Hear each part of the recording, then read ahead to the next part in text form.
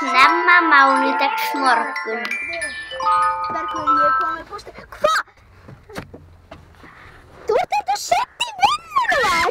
Bergur, þú ert sofandi! Já! Farðu í vinnuna! Dröðar! Þóta! Já, skýtt með það.